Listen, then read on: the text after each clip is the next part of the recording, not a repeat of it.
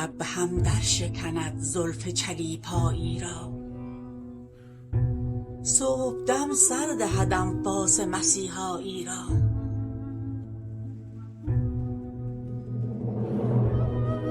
گر از آن طور تجلی به چراغی برسی، موسی دل طلب و سینه سینایی را.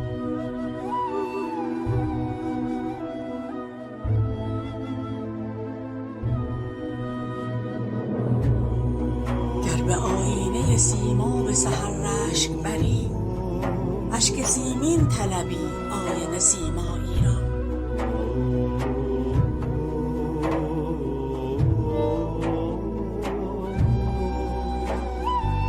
رنگ رویا زدم بر افق دیده و دل، تا تماشا کنم آن شاهد رویایی را.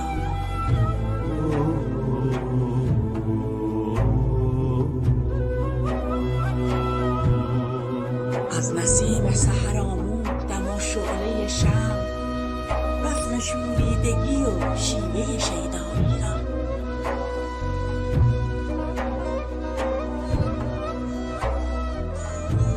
جان چه باشد که به بازار تو آرد عاشق، قیمت ارزان نکنی گوهر زیبایی را.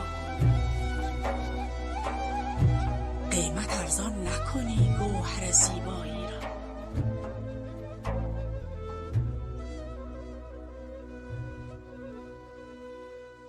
طوطیم گویی از آن قند لب آموخت سخن، که به دل آب کند شکر گویایی را.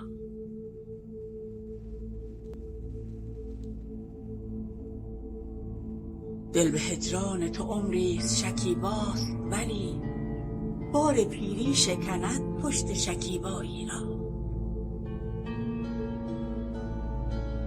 شب به مهتاب رخت بلبل و پروانه و گل، شمع بزم چمنند انجمن آرایی را.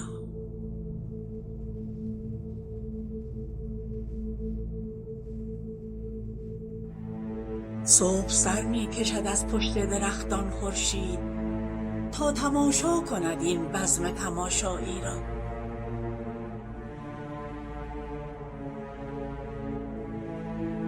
جمع کن لشکر توفیق که تسخیر کنی، شهریارا قرق عزلت و تنهایی را.